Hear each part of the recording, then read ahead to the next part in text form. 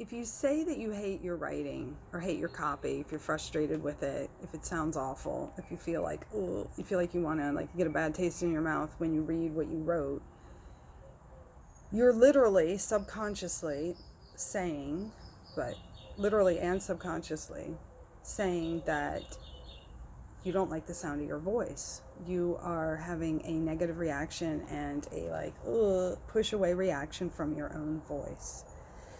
This is what your subconscious hears, this is what your body hears, this is what your ego hears.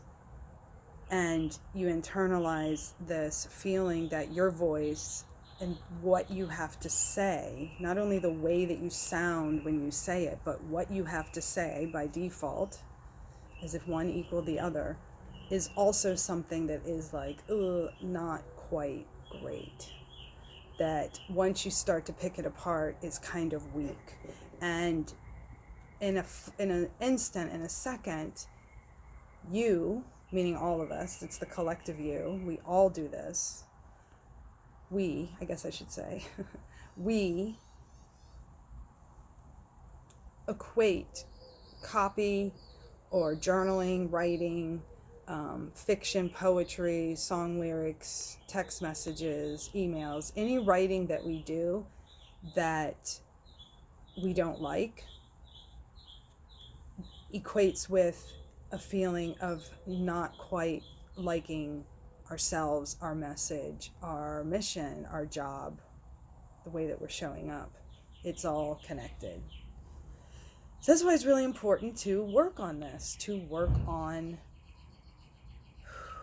being present first, being present with our voice, with our authentic voice, by giving ourselves this space to just write without judgment, which is why the, like Julia Cameron talks about the morning pages, where you just write for 10, 15 minutes, just first thing in the morning, write. Other people would say, I'm trying to think of his name, Robert, I'll have to figure it out later, Robert whatever, the dream guy, he would say, write about your dreams. First thing, wake up in the morning, write anything you remember or anything you feel. Whether if you can't remember the narrative of your dream, you can describe sensations, how you feel waking up from the dream. Other people would say, go for a walk and then journal or meditate. It's all the same thing. It's connecting with your voice. But I'm going to focus on the writing because that's what I do. I'm a writer and I'm a writing coach. I'm a writing mentor. So this is all about the writing. So trust me when I say that getting into a daily practice of writing, and preferably by hand in a journal, it connects your body with the page, your heart with your hand. It's not the same as working on a screen or working with a keyboard. But if you choose to just use the keyboard and you want to use a computer and you don't like writing by hand, that's okay too. That's your choice, personal choice.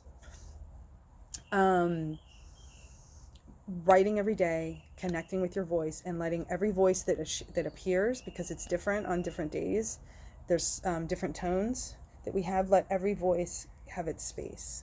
And that's the way that you will feel like you are giving space to your authentic voice and becoming more and more comfortable with it. And then when it shows up, it's just a voice. And then we can take a deep breath and say, all that's me. And sometimes I sound like shit. But the truth is, when I'm given the space and I relax and I take a deep breath and I give myself the space, I actually say some really cool stuff. And that's where it gets interesting. And the rest is just static at the beginning of a radio show, old time radio show. And then I can tap in to my authentic voice, the one I want to share from, the one that is most connected, most directly connected to my soul. It's like sitting by the well. I constantly use that metaphor of sitting by the well. Imagine that you are sitting in the green grass right next to a very pure old spring that goes deep, deep, deep into the earth. The clearest water comes from it. It is always pure, and you are always connected to it. The opening isn't very big, but it's big enough.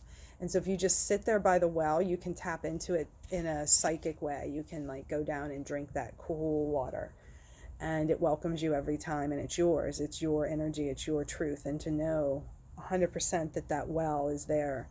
So there is a part of us that is absolute, this constantly being born wellspring of truth, of possibility, of ideas, of creativity, of sparks waiting to be born into something else. All we have to do is put attention onto any of them that strike our fancy, and we can create. And so that's the same with words.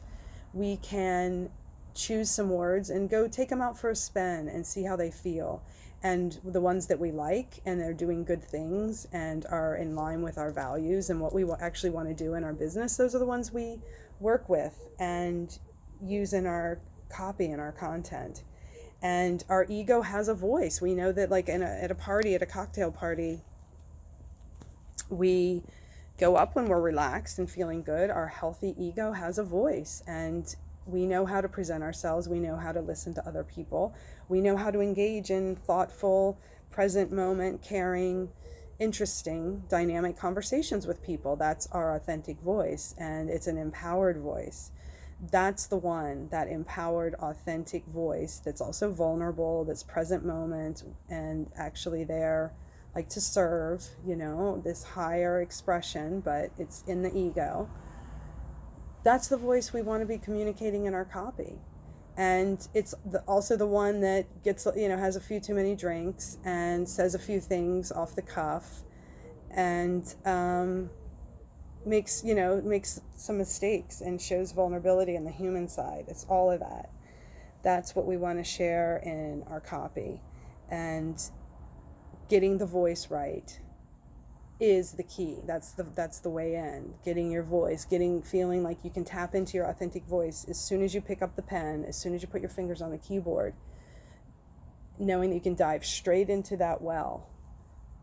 That is the first step in everything changing and being able to write really good copy. So that's the first thing I focus on when I work with you.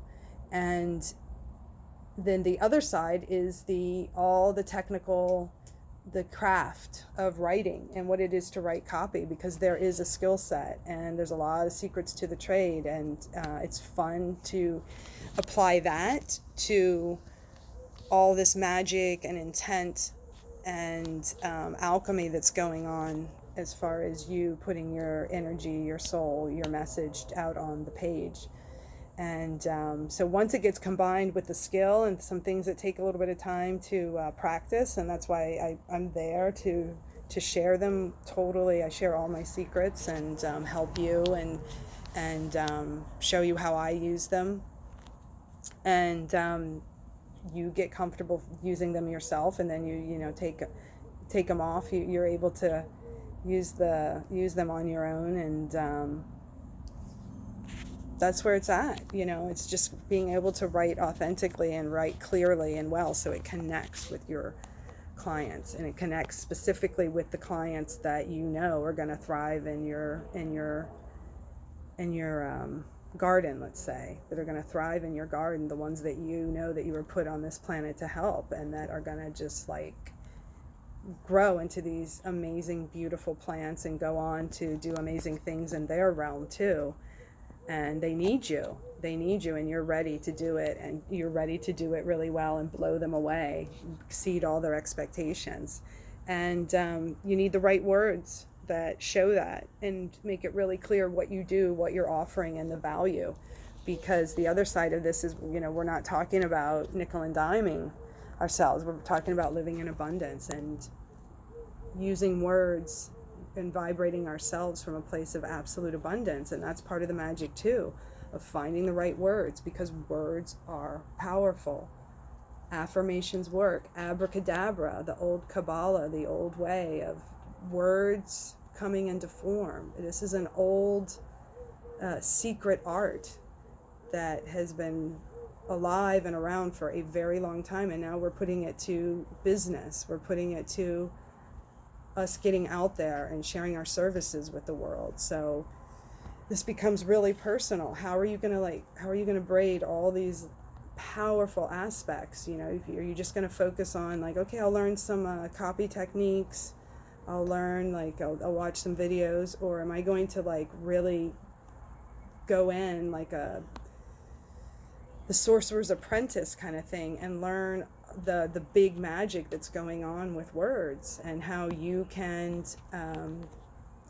connect, how you can sell your message, how you can sell your clients better life, their better future, a better version of themselves, how you sell them that to themselves, because they can't see it yet. That's a very high calling. You can do literal magic with words.